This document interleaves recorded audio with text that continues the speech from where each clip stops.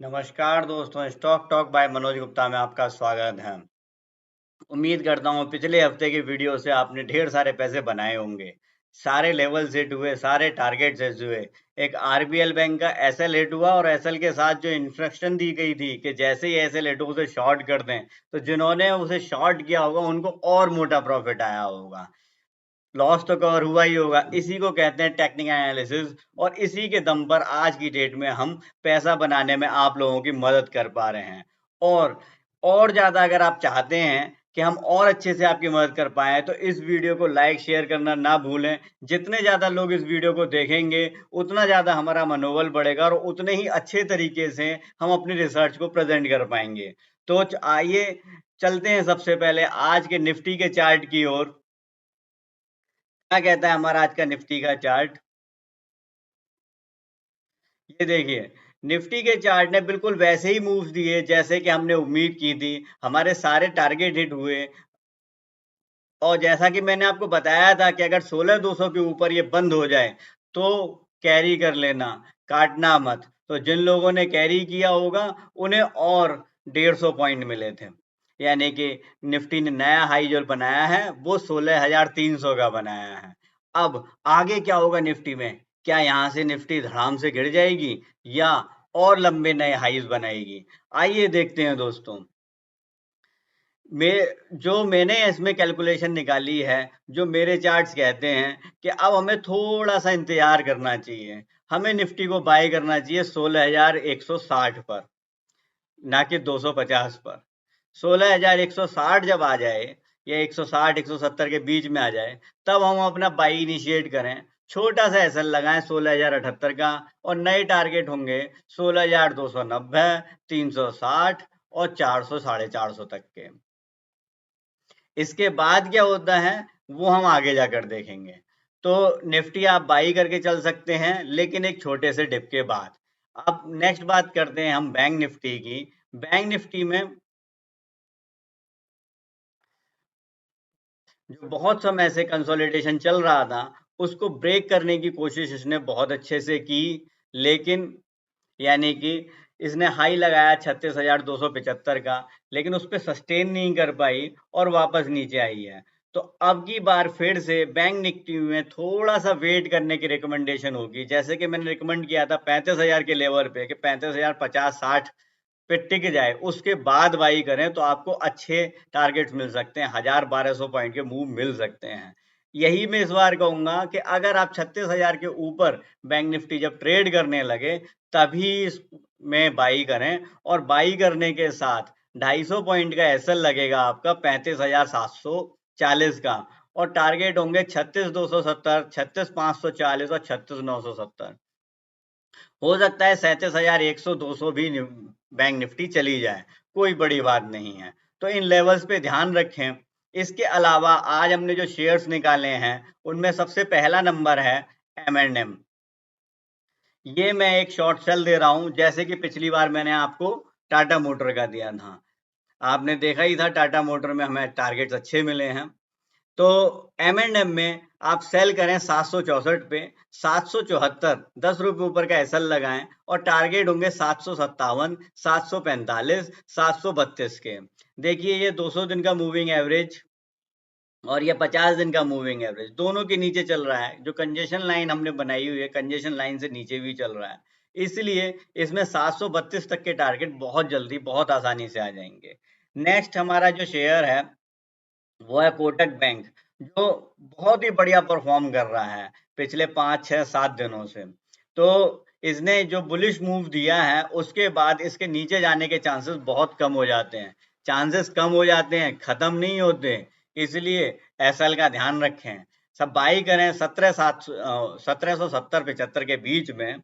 SL लगाएं 1757 का और टारगेट होंगे 1787, 1805 और 1828 तक के। और भी ऊपर जा सकता है, लेकिन अभी हम इन्हीं टारगेट्स को चेज़ करेंगे फॉर दिस वीक। इसके बाद हम बात करते हैं एचडीएफसी। एचडीएफसी ने भी पिछले 4 ट्रेडिंग सेशन में बहुत ही शानदार मूव दिया है। एक शानदार ब्रेकआउट है, जो अप मूव की तरफ इंडिकेशन देता है। इसीलिए मैंने एचडीएफसी को चुना। एचडीएफसी बैंक भी अच्छा कर रहा है, लेकिन एचडीएफसी बैंक उतनी तेजी से बढ़ेगा इसके चांसेस कम हैं। तो 4 शेयर जो हमने चुने थे, उनमें हमने एचडीएफसी को रखा है।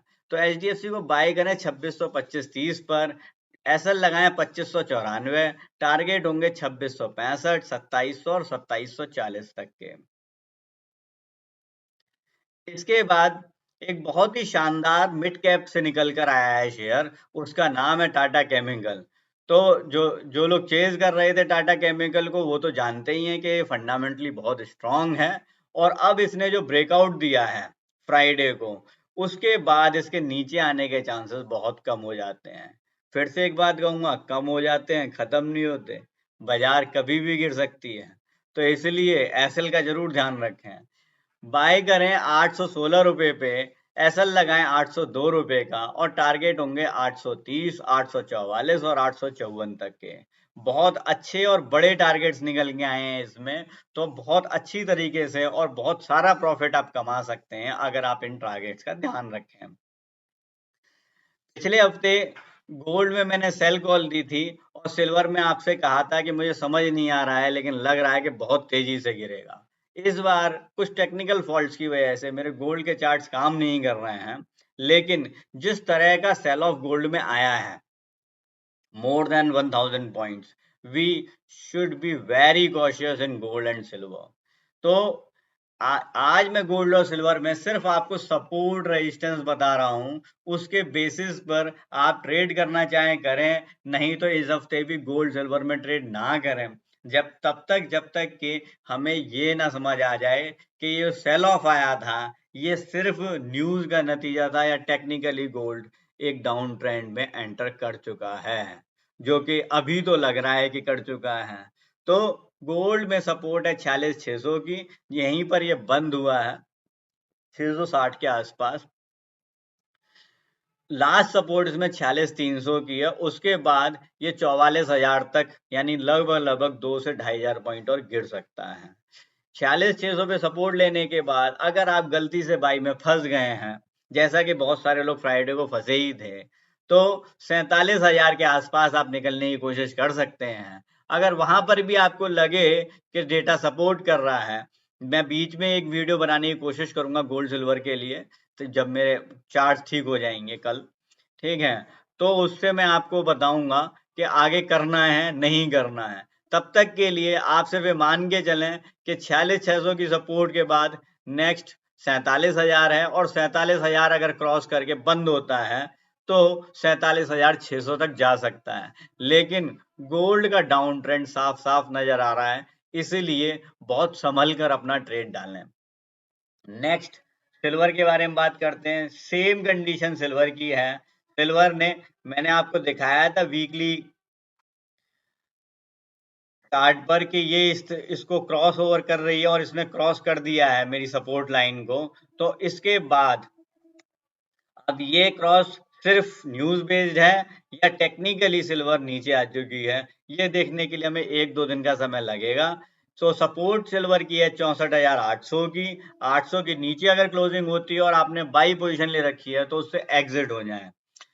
अगर ये यहाँ पर सपोर्ट ले लेती है तो 66,300 और 67,000 भी जा सकती है। लेकिन फ्रेश बाइंग सौदे ना करें, एग्जिट होने की कोशिश करें, और ऊपर के लेवल से शॉर्ट देखें, तब तक जब तक कि इसमें कुछ नए सिग्नल्स नहीं बन जाते हैं।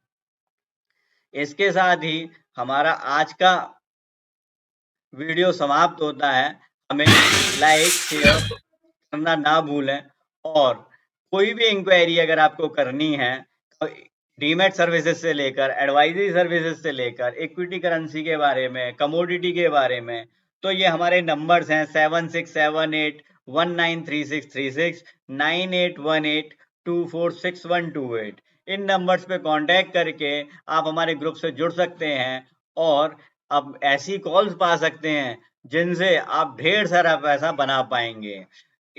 इस हफ्ते के लिए यहीं तक कहना था मुझे। आपके प्रेम और सहयोग के लिए बहुत बहुत धन्यवाद। फिर मिलते हैं। Happy trading.